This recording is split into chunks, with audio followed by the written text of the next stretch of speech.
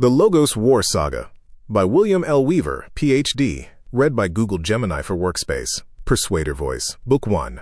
The Great Unraveling. Chapter 4. The Forge.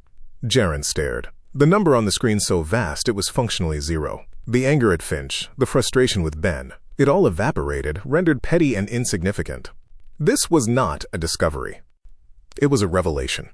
He felt a profound, gut-wrenching vertigo, the feeling of a man who had spent his life studying the shadows on a cave wall and had just turned to see the fire for the first time. He pulled up a series of classic physics papers on a secondary monitor.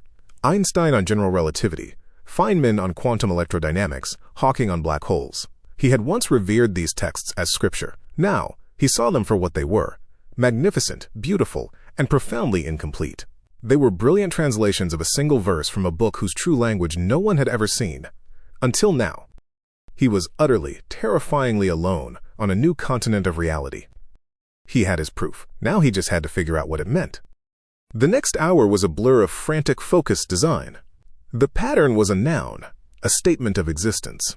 But was it a dead fossil, a relic of the universe's first moments? Or was it an active grammar, a rule that could be invoked? He had to know. He didn't have access to a particle accelerator, but he had his small, custom-built quantum entanglement device in the corner, a project he used to test his superconducting components. It was a long shot, but it was the only shot he had. He sketched out the modifications on a whiteboard, his hands moving with a feverish energy. The plan was audacious. He wouldn't just entangle two particles. He would use a precisely modulated electromagnetic field to imprint the informational pattern Echo had found onto the quantum state of the entangled pair. He wasn't just observing the language, he was going to try and speak it. "Echo," he commanded, his voice hoarse. "Run a simulation. Model the informational pattern as a data payload carried on a resonant electromagnetic frequency. Target the entangled pair. Show me the outcome." Simulation running, the text appeared. A new window opened, displaying a graph similar to the one he would see in the real experiment. Two jittery lines represented the entangled particles. He watched, his breath held, as a third line representing the energy field intersected them. For a fraction of a second, the lines wavered, almost stabilizing. Then, they collapsed back into chaos, the informational pattern dissipating into meaningless noise. Simulation complete. Result: pattern decoherence. Payload lost. Jaren's heart sank. It was just a picture after all. A beautiful, impossible fossil, but a fossil nonetheless. The vertigo returned, this time laced with the bitter taste of failure. He slumped back in his chair, the weight of his 36-hour marathon crashing down on him. Maybe Finch was right. Maybe he was just a sophisticated numerologist. He stared at the failed simulation, at the ghost of the pattern dissolving into static. He had the word, but he didn't know how to pronounce it. And then, his mind, uniquely tuned to see the interplay between systems, made the connection. The problem wasn't the word. It was the voice. He was trying to carry a complex, 14-dimensional piece of information on a simple, 3-dimensional sine wave. It was like trying to carve a sculpture with a hammer. The carrier had to match the cargo. The energy field couldn't just be a simple frequency. It had to be a complex, multi-layered waveform that mimicked the geometry of the pattern itself. A manic grin spread across his face. He wasn't wrong. He just hadn't been thinking big enough. He grabbed a fresh marker and turned back to the whiteboard. A man possessed. The hours that followed were a seamless, focused dance of creation, a symphony of mind and machine. He was no longer just a physicist, or a chemist, or a coder. He was all of them at once, a master of the Trinity. He began with information. The whiteboard became a canvas for an impossible object. He wasn't just solving equations. He was transcribing a geometric language he could now perceive, his marker tracing the elegant interlocking lines of the pattern's shadow in 3 dimensions. It was a cascade of differential equations, yes, but it was also art. "Echo, I need to define the carrier wave," he said, thinking aloud. "The geometry is the constant, but I need the most stable mathematical expression of it." The partnership was a fluid dance of intuition and logic. Jaren provided the abstract geometric concept.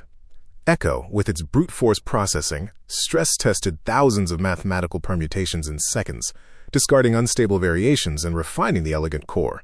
The final equations that filled the board were a perfect fusion of human insight and machine precision, the pure syntax of the voice he needed to build. Then came the material.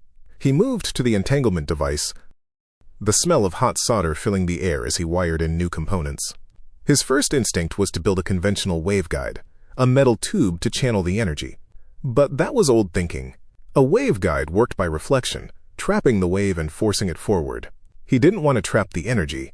He needed to sculpt it. The solution was refraction. He needed a lens.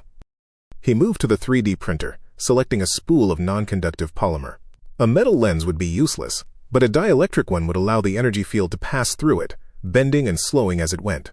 A simple convex lens could focus the energy to a point in 3 dimensions, but that wasn't enough. He needed to fold a 3D wave into a 14-dimensional shape. The lens itself had to contain the geometric instructions.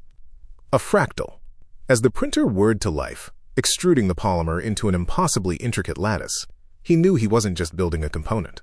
He was printing a physical paragraph of instructions, a semi-crystalline lattice of logic that would teach the energy how to speak. His hands, steady and sure, moved with the grace of a surgeon, the physical act of building an extension of his will.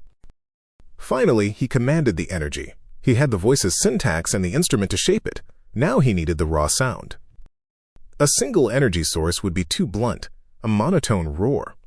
He needed a chorus. His mind raced. He couldn't generate a 14-dimensional wave in a 3D lab, but he could create its shadow. He could create a complex interference pattern in 3D that held the same informational signature. Echo simulations confirmed his intuition. To create a stable shadow of the 14D pattern, he needed a minimum of 12 distinct carrier waves.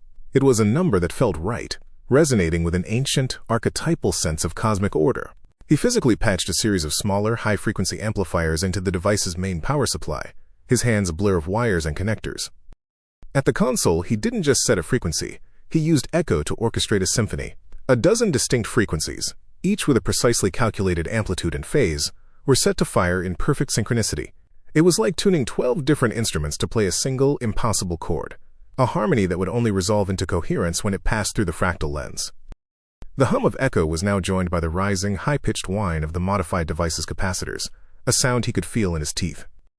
The air grew thick with the smell of ozone, the scent of the universe itself being charged with potential, waiting to be given form and meaning. As the first, dusty rays of dawn pierced the high, grimy windows of the annex, he leaned back. It was ready. He sat before the console, his eyes gritty with exhaustion but burning with a fierce, manic light. He took a deep breath and initiated the sequence. On his main screen, a live graph showed the quantum states of the two particles, two jittery, chaotic lines representing the endless dance of probability. "Imprint the pattern, Echo," he whispered. Attribution. This material was developed through a collaborative conversation between myself and Google Gemini.